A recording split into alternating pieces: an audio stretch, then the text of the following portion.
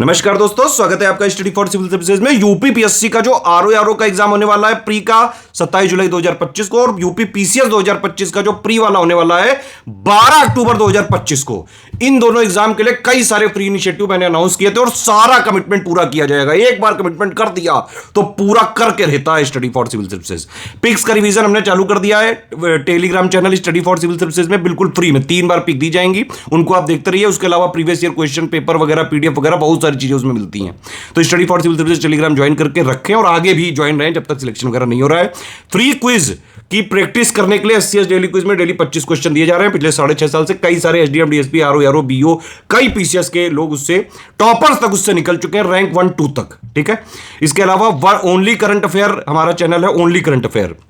उसमें daily current affair की हम पिक दे देते हैं कि इतना करंट अफेयर जरूरी है, और प्लस उसके क्वेश्चन भी करवा देते हैं। तो ये तीनों फ्री टेलीग्राम चैनल आप एक बार ज्वाइन कर लीजिए और उसमें बने रहिए। तीनों की लिंक दी हुई है वीडियो के डिस्क्रिप्शन में, उस लिंक से ज्वाइन कर लीजिए। इसके अलावा हमने जो बोला था आपसे कि भाई वीडियो क्लासेस भी हम आपको बिल्कुल फ्री इनिशिएटिव के तहत देंगे। तो अभी हम शुरू में 75 दिन का बाकायदा स्टडी प्लान भी देंगे, मोस्ट इंपॉर्टेंट टॉपिक्स कवर भी करेंगे, प्लस उसके रिलेटेड क्वेश्चंस भी पूछेंगे, नए पैटर्न और ट्रेंड वाले, बिल्कुल, है ना। तो शुरू में ये 75 डेज की क्लास चलेगी। आरओ के 200 नंबर में से 140 यानी कि कट ऑफ वाला निकालने वाला के हिसाब से सब कुछ हम आपके लिए कराएंगे। 75 डेज की बिल्कुल फ्री क्लास होगी, सारे वीडियो फ्री रहेंगे, लेकिन सारे वीडियो की पीडीएफ सिर्फ और सिर्फ स्टडी फॉर सिविल सर्विसेज के पेड ग्रुप के मेंबर्स को मिल सकती है। और ये 75 डेज के बाद हम फिर यूपी पीसीएस 2025 प्री के लिए डेडिकेट कर देंगे। मतलब अभी से लेकर लगातार 10-11 अक्टूबर तक सारे फ्री इनिशिएटिव आपको मिलते रहेंगे। पिक्स रिवीजन भी जो है एससीएस की डेली क्विज में जो है फ्री जीएस क्वेश्चन का रिवीजन भी, ओनली करंट अफेयर वाला भी, और यहां पे वीडियो क्लासेस भी बिल्कुल फ्री में। एक भैया अपील है आपसे कि प्लीज वीडियो को लाइक जरूर करते रहना यार, लाइक करा करो यार, थोड़ा मोटिवेशन बना रहता है। एक कमेंट वगैरह कर दिया करो। दूसरी बात यह है कि भाई वीडियो में 5-6 क्वेश्चन पूछे जाएंगे डेली आपसे, उनको आप ईमानदारी से अटेम्प्ट करके अपना ईमानदारी से स्कोर बताइएगा कि कितने आपके सही हो रहे हैं, क्योंकि क्वेश्चन नए पैटर्न वाले होंगे। देखिए 3 टेलीग्राम चैनल है हमारे, इनको ज्वाइन करके बने रहिए यहीं पे। ये वाला मेन चैनल है, यहाँ पिक्स का रिवीजन कराया जाता है, प्रीवियस ईयर क्वेश्चन की पीडीएफ वगैरह सब मिल जाता है इसमें। बहुत सारे फ्री इनिशिएटिव चलते रहते हैं भाई। ये एससीएस डेली क्विज है, डेली इसमें क्विज फ्री में करा रहे हैं लगातार। ठीक है, ज्वाइन करके बने रहो इसमें, बिल्कुल फ्री है, 1 रुपया नहीं देना है इसमें।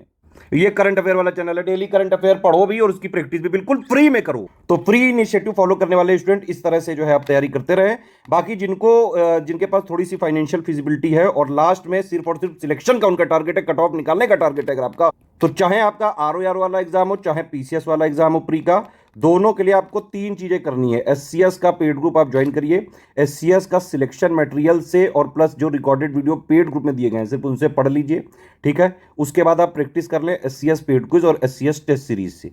अगर आपने ये कर लिया, दोनों का प्री का कट ऑफ हर हाल में निकल सकता है, चाहे जैसा पेपर आयोग पूछ ले। Easy, moderate, tough, and conceptual, lengthy. SCS का आरओ का री एग्जाम का प्री का भी पेड ग्रुप चल रहा है, मेंस का भी ग्रुप चल रहा है। यूपी पीसीएस 2025 की शुरुआत से सिलेक्शन तक की भी तैयारी का कंप्लीट पेड ग्रुप चल रहा है, प्री का भी और मेंस का भी। डे वाइज रिवीजन का हमारा कारवां पहुंच चुका है डे नंबर 10 तक। 10वां दिवस है आज और लगातार रिवीजन चल रहा है। जिन लोगों ने पिछली क्लासेस मिस कर दी हैं, आपसे रिक्वेस्ट है कि पिछली क्लासेस को भी अटेंड करिए। यहाँ पर इंपॉर्टेंट फैक्ट्स और कंसेप्ट और टॉपिक्स का रिवीजन हम लोग करा रहे हैं इसमें। और जैसे हिंदी में हमने आपको बताया कम से कम 55 का आपको टारगेट रखना है, उसके लिए हमारा पापा वीडियो गिवन है, उससे लगातार रिवीजन करते रहिए। और टॉपिक्स का रिवीजन इन क्लासेस में भी हम कराएंगे। रिवीजन की लेंथ हम यहाँ पर कम ही रखते हैं, 30 से 35 मिनट में इसको फिनिश करते हैं, जिससे आप अदर सब्जेक्ट पर भी ध्यान दे सकें। हमारा टारगेट आपको क्लियर रखना है। टारगेट आपका अपने एग्जाम के लिए होना चाहिए 135 से 140 का अटेम्प्ट करने का। अगर हम इसमें से नेगेटिव मार्किंग और कुछ गलत क्वेश्चंस, ऊपर नीचे क्वेश्चंस को हटा करके 115 से 120 का भी स्कोर अचीव कर लेते हैं तो सिलेक्शन हो जाएगा मेंस के लिए। आप लोग मेंस के लिए एलिजिबल हो जाएंगे। करंट अफेयर के लिए, इकोनॉमिक करंट अफेयर के लिए रिसोर्सेज जल्द प्रोवाइड किए जाएंगे। अभी मंथली करंट अफेयर लगातार पढ़ते रहिए जो आपको गिवन है। मंथली करंट अफेयर कब से कब तक का पढ़ रहे हैं, तो अभी से पीछे जाते हुए जितने भी वीडियोस अवेलेबल हैं आपको जून 2024 तक का कवर कर लेना है। एक बार आपने मंथली करंट अफेयर के वीडियो सारे देख लिए, फिर हम जो सेक्शनल रिवीजन कराएंगे और करंट अफेयर का पापा वीडियो देंगे, फिर ग्रुप को पापा पीडीएफ देंगे, फिर बस उसी से आपको रिवाइज करना पड़ेगा और अपना करंट अफेयर आप कंप्लीट कर ले जाएंगे। पेड ग्रुप के मेंबर्स से निवेदन है कि आपको जो टास्क बताए गए थे आपकी स्ट्रैटेजी में, यानी कि पेड क्विज और टेस्ट सीरीज, इनको लगातार लगाते हुए चलिएगा। और जो आपको सब्जेक्ट वाइज नोट्स दे दिए हैं उससे आप रिवीजन करते हुए चलिएगा लगातार, और इस तरीके से आप लोग अपना टारगेट अचीव कर लेंगे। पेड ग्रुप को हम लोग पीडीएफ दे रहे हैं इन डे वाइज क्लासेस की, और रिकॉर्डेड वीडियो जो यूट्यूब पर होता है उसका भी हम लोग फाइल दे देते हैं। कोशिश किया करिए कि इसको फास्ट फॉरवर्ड करके चाहे तो देख लें, इंपॉर्टेंट टॉपिक्स का रिवीजन हो जाता है कई बार। हमने आपसे जो क्वेश्चंस पूछे थे उसको आंसर कर लेते हैं। प्रेस्टन वॉकर के बारे में, ये दोनों स्टेटमेंट सही है, ए और बी दोनों ही यहाँ पर सही है, 1 और 2 दोनों ही सही है। Preston curve gives a positive empirical relationship between a countries life expectancy and it's per capita income. इसको सैमुअल एच प्रेस्टन नामक विद्वान ने खोजा था या फिर इसको दिया था 1975 में। ऑप्शन नंबर सी यहाँ पे सही है। फिर स्वच्छ वायु कार्यक्रम 2019 में 121 नगरों को शामिल किया गया है। पहला कथन गलत है। 131 नॉन अटेनमेंट सिटीज इसमें शामिल हैं और उत्तर प्रदेश से 7 नगर इसमें नहीं शामिल है। दोनों स्टेटमेंट इसमें गलत है। डी यहाँ पे सही आंसर होगा। नेशनल क्लीन एयर प्रोग्राम को जनवरी 2019 में लॉन्च किया गया था। टोटल नॉन अटेनमेंट सिटीज 131 हैं। उत्तर प्रदेश के 17 शहरों को इसमें शामिल किया गया है, ये ध्यान रखिएगा। हमने पिछली क्लासेस में ट्रॉफिक लेवल पढ़ा था। आपका होमवर्क है कि इस क्वेश्चन का आंसर जो है आप कमेंट सेक्शन में लिख करके बताइए कि ट्रॉफिक लेवल जो है ये किससे मिल करके बनता है, कोशी स्तर में क्या शामिल होते हैं। पिछले वीडियो में वैदिक सभ्यता हमने आपको बताया था, कुछ रत्नी हमको पढ़ने होते हैं। रत्नियों में कौन कौन होते हैं, जैसे पुरोहित, पुरोहित द प्रीस्ट होता है, ठीक है। और महिषी कौन होती है, द चीफ क्वीन यानी पटरानी होती है। ये कुछ शब्द हैं डायरेक्टली ऐसे ही पूछे जाएंगे आपके एग्जाम में, जैसे दिए हुए हैं। युवराज यानी कि क्राउन प्रिंस जो शासक का उत्तराधिकारी बनता था। सुता या सारथी, सुता या सारथी जो रथ चलाने वाला होता था, जो रथ में बैठ करके जो लोग युद्ध करते थे उनके साथ एक सारथी होता था जो रथ चलाने का काम करता था, चैरिटियर। सेनानी मतलब सेनापति जो जनरल होता था। ग्रामणी यानी कि ग्राम का प्रधान होता था। क्षत का मतलब होता था द्वारपाल यानी गेटमैन। संग्रहित्री का मतलब हो जाता था ट्रेजरर यानी खजांची। और भागदुघा का मतलब होता था कर संग्रहणकर्ता, कर संग्रहणकर्ता। 2023 वाले यूपीपीएससी में इसके बारे में पूछा गया था कि जो है वैदिक पीरियड में कलेक्टर ऑफ टैक्सेस किस नाम से जाना जाता था, तो भागदुघा नाम से जाना जाता था। अक्षवाप यानी कि कुरियर या अकाउंटेंट, कुरियर पर्सन या अकाउंटेंट होता था अक्षवाप। पालागल या मैसेंजर्स दूत होते थे, गुप्तचर भी हो सकते हैं। इसके बाद गोविकर्ता, ये हेड ऑफ फॉरेस्ट डिपार्टमेंट होता था वैदिक पीरियड में, वन विभाग का अध्यक्ष। और जीवागृभ पुलिस अधिकारी हुआ करते थे वैदिक काल के, जीवागृभ। ज्योग्राफी को आगे बढ़ाया जाएगा। ज्योग्राफी एक दो दिन से हुई नहीं थी, जबकि ज्योग्राफी बहुत इंपॉर्टेंट आपके एग्जाम के लिए है। तो भारत के प्रमुख पठार यहाँ पर पढ़ना हम लोग शुरू करेंगे। जैसे हमने आपको उत्तरी भारत का मैदान पढ़ा दिया था, पूरा गंगा प्लेन्स वगैरह कवर कर लिया था।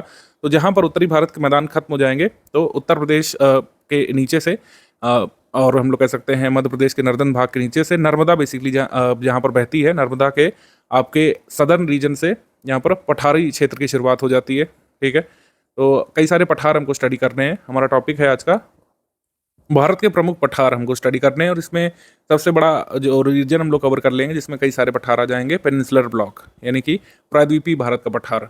प्रायद्वीपीय भारत के पठार में डेक्कन प्लेट्यू सबसे बड़ा भाग है। डेक्कन प्लेट्यू को नदियों ने विभाजित किया है, उसको कई छोटे छोटे पठारी क्षेत्रों में विभाजित किया गया। तो टोटल जो हमको स्टडी करना होता है गंगा के प्लेन के अलावा और जो थार का डेजर्ट है, ठीक है, उसके अलावा सबसे बड़ा हिस्सा भारत के फिजियोग्राफिक डिवीजन्स में कोस्टल एरियाज को भी हटा दें अगर हम, तो मिलता है हमको पठारी क्षेत्र। तो पठारी क्षेत्र में सबसे बड़ा भाग यहाँ पर है प्रायद्वीपीय भारत का पठार, और उसी के टुकड़े हमको स्टडी करना है। इससे location based question, direction based question बहुत बनते हैं। कौन सा पठार कहाँ है, ठीक है, 4 पठार दे देंगे उसको अरेंज करने को, किस पठार का विस्तार किस राज्य में है, कौन सी नदी किस पठार को अलग करती है, कौन सा पठार किस पठार का भाग है, तो ये हमसे पूछा जाता है। पठारी क्षेत्र में कई लोग कंफ्यूज भी होते हैं, तो हम इसको थोड़ा बेसिक से पढ़ाएंगे, थोड़ा समय बहुत लग जाए लेकिन आपको अच्छे समझ में आ जाएगा। आप कोई क्वेश्चन गलत नहीं करेंगे अपने एग्जाम में, ठीक। तो भारत के पठारों के लिए ये डायग्राम मैंने बनाया है, अभी पूरा कनेक्ट करके समझाएंगे तो समझ में आएगा। ये नोट्स बनाने में लगे हैं 2-3 घंटे, एक पेज का नोट है, लेकिन मैंने इसको छोटा छोटा नोट करने के चक्कर में बहुत समय यहाँ पे लगा दिया है। इसका फायदा लेकिन आपको मिलेगा, ठीक है। भारत के प्रमुख पठारों के बारे में एक पेज में सारे नोट्स मैंने यहाँ पर बना दिए हैं। अब इसको डिकोड करना शुरू करते हैं। मैपिंग के माध्यम से यहाँ पर पढ़ेंगे तो समझ में आएगा। आप इस पूरे नोट्स का एक एक भाग यहाँ पे पढ़ते हैं तो समझ में आएगा, बिखराव नहीं रहेगा। प्रायद्वीपीय भारत का पठार, प्रायद्वीपीय भारत का पठार जो है लगभग आधे भारत के क्षेत्रफल को आच्छादित कर लेता है, पता होना चाहिए आपको। बहुत बड़ा रीजन ये इंडिया का, इंडियन मेन लैंड का कवर कर लेता है प्रायद्वीपीय भारत का पठार। स्क्वायर किलोमीटर्स में आंकड़ा मैंने नहीं दिया है क्योंकि वो एग्जाम के लिए जरूरी नहीं है, ठीक है। आरओ के लिए जो पेपर सेट करते हैं उन एग्जामिनर्स का मूड का कुछ सही नहीं है, तो आप ये समझिए कि 16 लाख स्क्वायर किलोमीटर लगभग ध्यान रख सकते हैं। मान लीजिए यही पूछ लें, 16 लाख स्क्वायर किलोमीटर लगभग एरिया ये कवर कर लेता है पठारी क्षेत्र। और कुल भारत का एरिया 32 लाख स्क्वायर किलोमीटर के आसपास है, तो लगभग आधा ही आच्छादित कर लेता है। समुद्र तल से इसकी ऊंचाई 600 से 900 मीटर के बीच है। अलग अलग जगहों पर अलग अलग ऊंचाई है, क्योंकि पठार का जो नेचर है वो इस तरीके से होता है। पठार का नेचर तो कहीं पर ऊंचा है कहीं पर नीचा है। 600 मीटर से 900 मीटर तक की इसकी रेंज है सी लेवल से अगर नापें। आर्किन क्रम की चट्टानों से निर्मित है प्रायद्वीपीय भारत का पठार। अलग अलग जगह पर थोड़ा थोड़ा वेरिएशन भी देखने को मिलता है। प्रायद्वीपीय नदियां पश्चिम से पूर्व की ओर बहती हैं, और यही इस पठार के ढलान को भी निर्धारित करता है। जिस तरफ ढलान है उसी तरफ नदियां बहती हैं। हालांकि इसमें 2 अपवाद हैं, नर्मदा और ताप्ती अपनी अपनी भ्रंश घाटियों में बहती हैं, तो इस वजह से डायरेक्शन अलग है। इनका डायरेक्शन जो है ये कैसा है, ये है आपका पूर्व से पश्चिम की तरफ। भारत के रिलीफ फीचर्स में आप देखेंगे नर्मदा यहाँ से निकलती है, ये नर्मदा यहाँ से जा रही है, इसका डायरेक्शन जो है किस तरफ है, इसका डायरेक्शन वेस्ट की तरफ है, जबकि ज़्यादातर नदियों का डायरेक्शन जो है ये ईस्ट की तरफ है। ज़्यादातर पेनिनसुलर रिवर्स जो है ये ईस्ट की तरफ बहती हैं, जबकि जो ये नर्मदा है, तापी है, ये वेस्ट की तरफ बहती हैं। इसका कारण क्या है कि रिफ्ट वैली में बहती हैं, ठीक है, भ्रंश घाटी में। विंध्य रेंज जो है और सतपुड़ा रेंज जो है, इसकी भ्रंश घाटी में नर्मदा बहती है, जबकि महादेव हिल्स और सतपुड़ा रेंज के बीच से ये तापी निकल रही है, तो ये भ्रंश घाटी में बहती है। भ्रंश घाटी क्या है, कैसे बनती है, नेक्स्ट वीडियो में बताएंगे, अदरवाइज पूरा वीडियो इसी में चला जाएगा। अभी आप फैक्चुअल ध्यान रखिए, जब रिवर सिस्टम पढ़ेंगे तो और भी डिटेल में इसको हम स्टडी करेंगे। कौन कौन सी रिवर्स जो है रिफ्ट वैली में बहती हैं, इनकी लिस्ट आप पता कर लीजिए, ज़्यादा नहीं है। जैसे दो तो हमने बता दिया, तापी, नर्मदा, एक माही है और एक दामोदर है।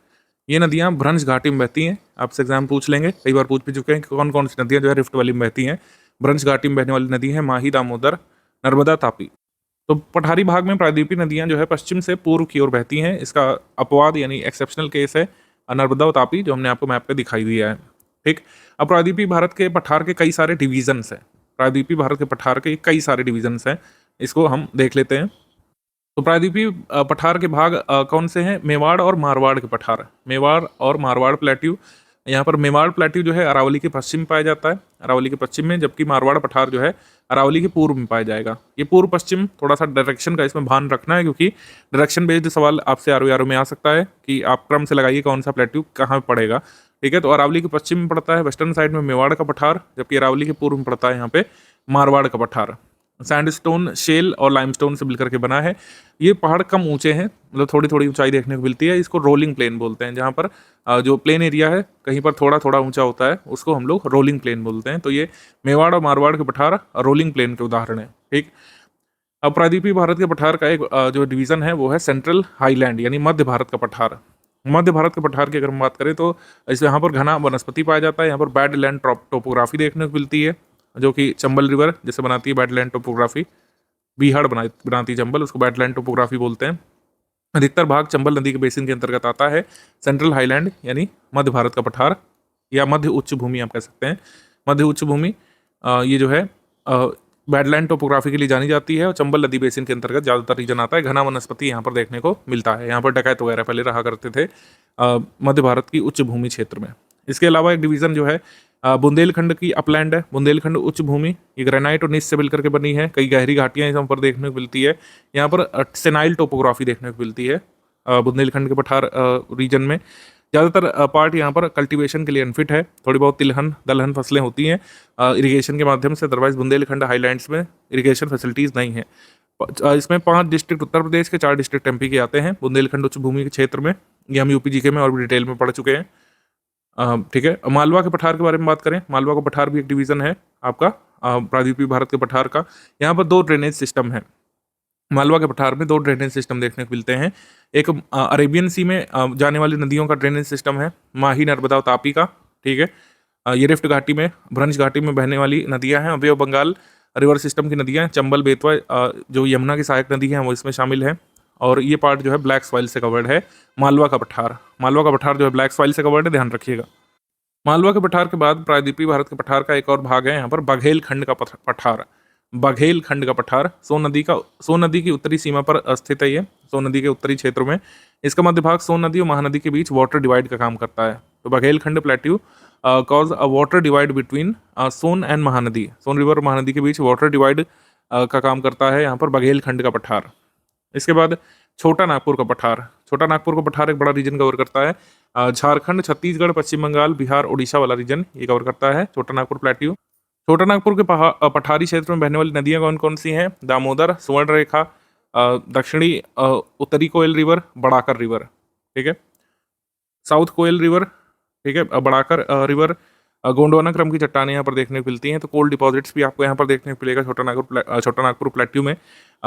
नॉर्दर्न एज पर राजमहल की पहाड़ियाँ स्थित हैं जो बसाल्टिक लावा से बनी हुई है। मतलब छोटा नागपुर पठार के उत्तरी कह सकते हैं एज पर कौन सी पहाड़ियाँ स्थित है, राजमहल की पहाड़ियाँ। और दामोदर नदी जो है भ्रंश घाटी में बहती है, रिफ्ट वैली में बहती है दामोदर रिवर भी। तो यहाँ पर मैप में रिकॉल करते हुए चलेंगे, ये मालवा का पठार हो गया यहाँ पे, मालवा का पठारी क्षेत्र यहाँ पे। इसके थोड़ा सा इधर जाएंगे आप लोग ईस्ट में, बुंदेलखंड का पठार, फिर बघेलखंड का पठार, फिर छोटा नागपुर प्लेट्यू, इसके उत्तरी भाग में यहाँ पर राजमहल की पहाड़ियाँ हैं, राजमहल की पहाड़ियाँ हैं यहाँ पे। और चंबल नदी रीजन में यहाँ पर आपको मध्य उच्च भूमि यानी सेंट्रल हाईलैंड देखने को मिलता है। छोटा नागपुर पठार के उत्तरी क्षेत्र मतलब दक्षिणी क्षेत्र को जो है रांची पठार के नाम से भी जाना जाता है। अब इसके बाद सबसे बड़े भाग के बारे में बात कर लेते हैं। प्रायद्वीपीय भारत के पठार का सबसे बड़ा भाग है दक्कन का पठार। दक्कन का पठार है। दक्कन के पठार के कई सारे भाग हैं, नदियों से कई सारे भाग इसके डिवाइडेड हैं। अगर हमने डिस्कस किया था कि अगर 16 लाख स्क्वायर किलोमीटर का है प्रायद्वीपीय भारत का पठार, तो उसमें 6 लाख स्क्वायर किलोमीटर भाग किसका है? दक्कन के पठार का भाग है। कुछ लोग डेक्कन प्लेट्यू पेनिनसुलर प्लेट्यू को एक ही समझ लेते हैं, ये गलती नहीं करिएगा। पेनिनसुलर प्लेट्यू का ही भाग है दक्कन का पठार या डेक्कन प्लेट्यू, ठीक है। अब इसका जो ढाल है ये वेस्ट से ईस्ट की तरफ है, ध्यान रखना है। और इसका जो north south east west division है देख लेते हैं। दक्कन के पठार का नॉर्थ वेस्टर्न भाग जो है वो कौन सा है, मतलब ये नॉर्थ वेस्टर्न बाउंड्री कौन सी बनाते हैं? दक्कन के पठार की नॉर्थ वेस्टर्न बाउंड्री उत्तर पश्चिमी सीमा का निर्धारण करते हैं। कौन सी यहाँ पे श्रृंखला? विंध्य और सतपुड़ा। विंध्य और सतपुड़ा जो है ये नॉर्थ वेस्टर्न कह सकते हैं फ्रंटियर है या नॉर्थ वेस्टर्न बाउंड्री है दक्कन के पठार की। महादेव और मैकाल हिल्स, महादेव और मैकाल पर्वत श्रेणियाँ ये दक्कन के पठार के नॉर्दर्न भाग में पड़ती हैं, यानी कि उत्तरी भाग में। दक्कन के पठार का पश्चिमी भाग जो पश्चिमी घाट बनाता है, पूर्वी घाट जो है ईस्टर्न बाउंड्री बनाता है। और ये हिल्स जो है तमिलनाडु के उत्तरी क्षेत्र तक जाते हैं, दक्कन के पठार के हिल्स या उनके एक्सटेंशंस। अब इस दक्कन के पठार को हम लोग डिमार्केट तो कर लिए, लेकिन दक्कन के पठार को पूरा नहीं मानते हैं। मतलब पूरा ब्लॉक जो है अगर हम रफली मैप में बनाएं तो इस तरीके से दिया रहता है, पूरा ब्लॉक जो है इस तरीके से दिया रहता है, लेकिन इसको पूरा नहीं मानते हम लोग। इसके कई सारे डिवीजन कर देते हैं। जो नदियाँ बह रही हैं यहाँ पे आप देख रहे हैं, कृष्णा रिवर को देख रहे हैं, ठीक है, और भी कई सारे रिवर्स यहाँ पे देख रहे हैं, गोदावरी देख रहे हैं। तो ये इस पठारी बड़े भाग को कई सारे छोटे छोटे टुकड़ों में बांट देती है। उसी टुकड़ों को हमको स्टडी करना है। दक्कन के पठार का उद्भव जियोलॉजिकल टाइम स्केल में किस पीरियड में हुआ था, ये हमसे कई बार पूछ चुके हैं। तो लेट क्रिटेशियस पीरियड में जो है इसका उद्भव हुआ था। ये चीज़ रट लेना है, इसका कोई सब्स्टिट्यूट नहीं, ये आप रट लीजिए कि लेट क्रिटेशियस पीरियड में दक्कन के पठार का उद्भव हुआ था। ये याद कर लीजिएगा, डायरेक्टली आ सकता है वन लाइनर फॉर्म में। उसके बाद हम लोग दक्कन के पठार को कुछ भागों में बांट सकते हैं, जैसे महाराष्ट्र का पठार, महाराष्ट्र प्लेट्यू के रूप में बांट सकते हैं। ये बसाल्टिक रॉक से मिलकर के बनी है, मतलब बसाल्टिक चट्टानों से इसका सृजन हुआ है। ये ब्लैक कॉटन सॉइल से कवर्ड है, जिसको रीगर कहा जाता है। ब्लैक कॉटन सॉइल से कवर्ड है, इसको रीगर कहा जाता है। ये जो बसाल्टिक रॉक्स हैं, इन्हीं के इरोजन से, इन्हीं के टूटने से जो है ब्लैक सॉइल अस्तित्व में आई है। कॉटन के लिए उपजाऊ होती है, कपास के लिए, तो इसको ब्लैक कॉटन सॉइल भी बोलते हैं। कर्नाटक के पठार के रूप में डिवाइड कर सकते हैं दक्कन पठार को। जो है दक्कन के पठार का एक और डिवीज़न है कर्नाटक का पठार। कर्नाटक के पठार को मैसूर का पठार भी कहा जाता है। तो कर्नाटक का पठार कहें चाहे मैसूर का पठार, एक ही बात है। इस कर्नाटक के पठार को भी दो भागों में बांट सकते हैं कर्नाटक रीजन में। ये एक मलनाड और दूसरा मैदान। मैदान जो है ये प्लेन रीजन है, मलनाड जो है थोड़ा सा डेंस फॉरेस्ट एरिया है, ठीक है, जहाँ पर थोड़ी ऊंची पहाड़ियाँ पाई जाती हैं। तो ये डेक्कन प्लेट्यू जो है यहाँ से अगर हम इसको देखें, ठीक है, इस तरीके से यहाँ तक जाती है। ये पूरा जो है डेक्कन प्लेट्यू का रीजन है, लेकिन हम लोग इसको फर्दर डिवाइड कर चुके हैं। महाराष्ट्र प्लेट्यू के रूप में, तेलंगाना के पठार के रूप में, कर्नाटक के पठार के रूप में। कर्नाटक में भी मैदानी क्षेत्र है आपका, नॉर्दर्न कर्नाटका में, सदर्न कर्नाटका में मलनाड है, यानी कि जंगल और उच्च भूमि का क्षेत्र है। यहाँ पर जो रीजन है इसको छत्तीसगढ़ प्लेट्यू लिखा हुआ है, लेकिन प्रॉपरली इसको दंडकारण्य कहा जाता है। ये जो हिस्सा है ये पाया जाता है पठारी क्षेत्र south eastern region of India में। एक बार पूछा जा चुका है कि दंडकारण्य प्लेट्यू जो है साउथ ईस्टर्न रीजन में पाया जाता है।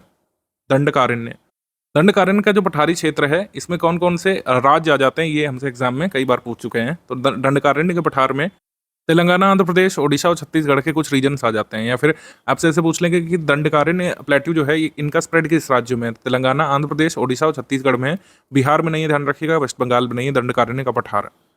हमने आपको हिमालय पढ़ाया था तो आपको बताया था कि मेघालय का पठार जो है ये किसका भाग है? मेघालय का पठार प्रायद्वीपीय भारत के पठार का ही भाग है, यानी पेनिनसुलर प्लेट्यू का ही भाग है मेघालय का पठार। और मेघालय के पठार में जो ये पहाड़ियाँ हैं ये हिमालय से बहुत नज़दीक है, लेकिन हिमालय का भाग नहीं है।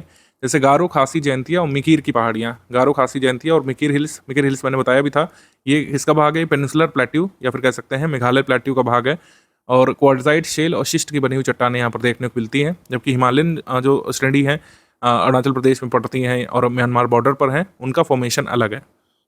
हमसे एग्जाम में एक बार पूछा जा चुका है कि जो डेक्कन प्लेट्यू है यानी दक्कन का जो पठार है इसका नॉर्थ ईस्टर्न एक्सटेंशन क्या कहलाता है?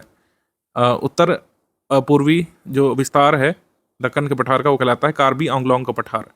कार्बी आंगलोंग का पठार कार्बी आंगलोंग का पठार डेक्कन प्लेट्यू का एक्सटेंशन है और पेनिनसुलर प्लेट्यू का एक्सटेंशन है मेघालय का पठार। ये दोनों पठारी क्षेत्र आपको देखने को मिलते हैं नॉर्थ ईस्ट ऑफ इंडिया में, ये ध्यान रखना है।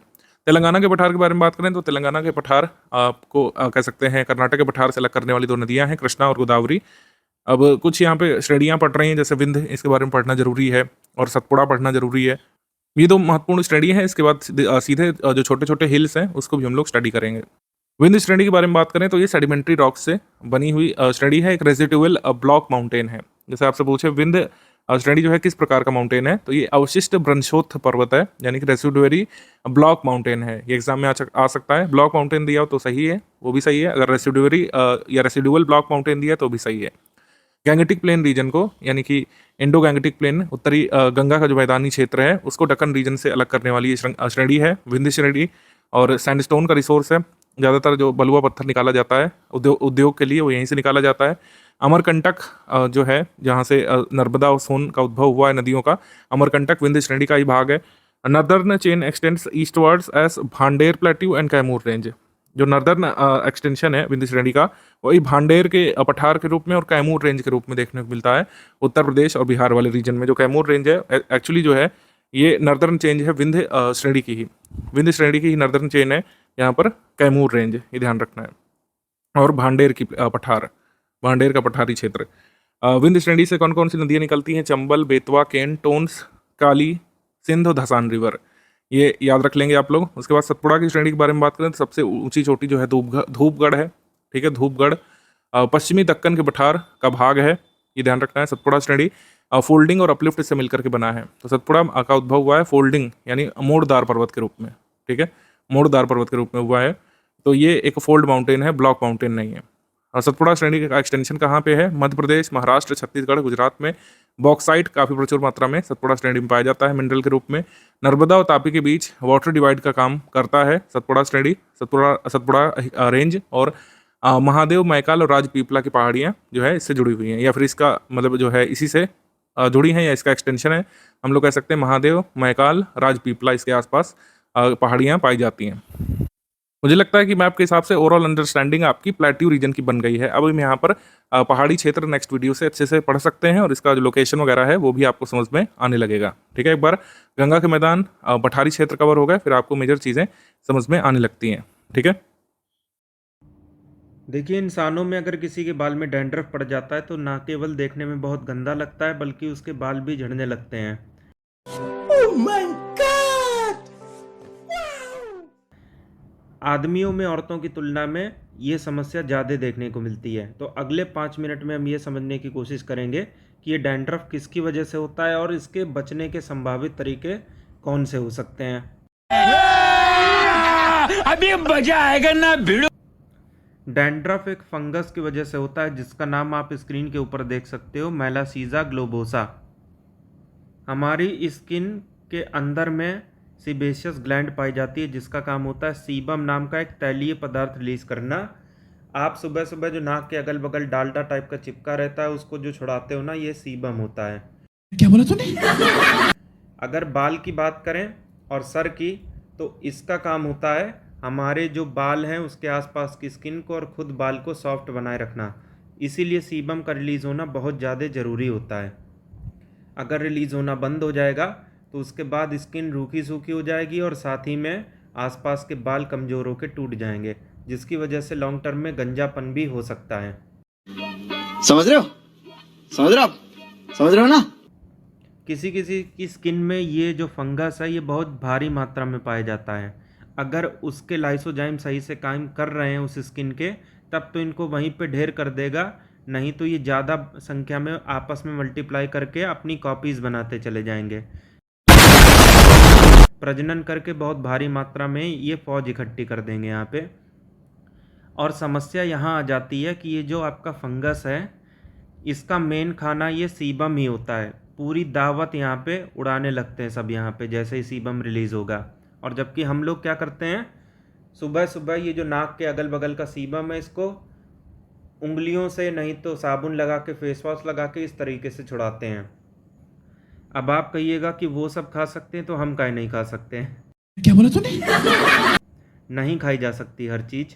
ऐसे होता तो घास फूस ना लोग खा लेते, अभी नहीं चलेगा, अभी नहीं चलेगा। अच्छा, एक चीज़ है फंगस में जो खाई जा सकती है, उसका जवाब आप हमको दीजिए कमेंट सेक्शन में। जितना ज़्यादा सीबम निकलेगा उतनी ज़्यादा संख्या में ये यहाँ पे दावत उड़ाने लगते हैं ये सब फंगस। अब जैसे ही सीबम निकला वैसे ही इन फंगस ने इसको खाना शुरू किया और खाने के बाद जो इनके वेस्ट प्रोडक्ट हैं वो निकलते हैं ओलिक एसिड के रूप में, और ये बहुत ज़्यादा खतरनाक हो जाता है। नॉर्मल कर आपके जो बाल की स्किन है, जो आपकी खोपड़ी की स्किन है, उसकी सेल्स 20-21 दिन में ख़त्म हो जाती हैं और उसके बाद नई सेल्स आती हैं, लेकिन इस ओलिक एसिड की वजह से नुकसान हो जाता है स्किन को और 6-7 दिन में ही वहाँ पे जो सेल्स हैं वो मरने लगती हैं। अब चूंकि नई सेल नहीं आ पाती और लाइसोसोम उसको खा पी के ख़त्म नहीं कर पाता, इसलिए वो जो डेड स्किन सेल्स हैं यही इकट्ठा होती रहती हैं और डैंड्रफ का रूप ले लेती हैं। अरे देवा, ये गड़बड़ है बाबा। अब डैंड्रफ आ तो गया, ये तो साफ हो जाएगा, लेकिन समस्या तब आ जाती है जब सीबम ब्लॉक हो जाता है, वो नहीं निकल पाता, स्किन रफ हो जाती है, बाल कमज़ोर हो जाते हैं और टूटने लगते हैं। ये आती है मेन समस्या। बाकी इस गंदगी का तो क्या ही है, एक शैम्पू मारेंगे भक्क से ये साफ हो जाएगी। ये बड़ी अच्छी बात कही आप। समस्या मेन आ जाती है गंजेपन की। तो ये तो था कि डैंड्रफ किस तरीके से आता है और आपको कितना नुकसान पहुंचा सकता है। अब इसके बचने के संभावित तरीके कुछ ऐसे हो सकते हैं कि अगर आपको डैंड्रफ की शिकायत ज़्यादा रहती है तो आप रेगुलर इंटरवल पे शैम्पू किया करो और नॉर्मल क्लिनिक प्लस या पतंजलि का ना करने लगना। हम मालूम है तेरे बाप को मत सिखा। चल। एक होता है केमिकल मिकोनाजोल और दूसरा हो जाता है कीटोकोनाजोल। इसके बने हुए शैम्पू मार्केट में नहीं तो अमेज़ॉन पे इजीली अवेलेबल होते हैं, उसका प्रयोग आप कर सकते हो। और रिसर्च में ये साबित हुआ है कि धूप की प्रेजेंस में ये फंगस ग्रोथ नहीं कर पाते, ये प्रजनन नहीं कर पाते, मरने लगते हैं वहाँ पे और डैंड्रफ की समस्या धीरे से आपकी सुलझ जाती है। साथ में यही दोनों शैम्पू हम क्यों बताएं, क्या हम इसके कोई स्पॉन्सर हैं? बिल्कुल भी नहीं। रिसर्च में ये भी देखा गया है कि इन दोनों केमिकल की वजह से ये फंगस जल्दी जल्दी मरने लगते हैं। एग्ज़ाम में बहुत सारी चीज़ें इसमें से निकाल के आपसे पूछेगा, कहेगा डैंड्रफ किस वजह से, तो फंगस ऐसा क्या प्रोड्यूस कर देता है जिसकी वजह से बाल झड़ने लगते हैं, तो ओलिक एसिड। सीबम किससे निकलता है, तो सीबेशियस ग्लैंड से। और कहाँ कहाँ निकलता है, नाक के अगल बगल में हम आपको बता दिए। तो इसी रोचक जानकारी के साथ आगे बढ़ते हुए वीडियो को समाप्त करने से पहले रीजनिंग के 2 इंटरेस्टिंग सवाल करेंगे आज, बल्कि एक ही समझाएंगे, एक हम आपसे पूछेंगे अगले वाला। अब ये आपको लग रहा होगा नॉर्मल लेटर सीरीज है और आप बैठ के इसमें गैप ढूंढोगे, कुछ नहीं फ़र्क पड़ेगा, आपका टाइम वेस्ट हो जाएगा क्योंकि ये एक स्पेशल सीरीज़ है। विब और आगे GYOR, बात ख़त्म यहीं पे। मजा आया और मैं ये जो मजा है हिंदुस्तान के हर व्यक्ति को देना चाहता हूं। कल को आपसे ऐसा भी पूछ सकता है रेनबो, तो रेन दे देगा और बाकी के 3 पूछ लेगा, तो तैयार रहिएगा उस चीज़ के लिए। आपसे ऐसा भी कर सकता है जनवरी, फरवरी, मार्च, अप्रैल, यहाँ बताएगा, आप कहिएगा मई, जून, जुलाई, MJJ। तो ये जो स्पेशल सीरीज़ होती हैं इसमें आपकी अवेयरनेस काम करती है कि आखिर क्या मैसेज छुपा हुआ है उस सीरीज़ में, उसको आपको सॉल्व करना पड़ता है।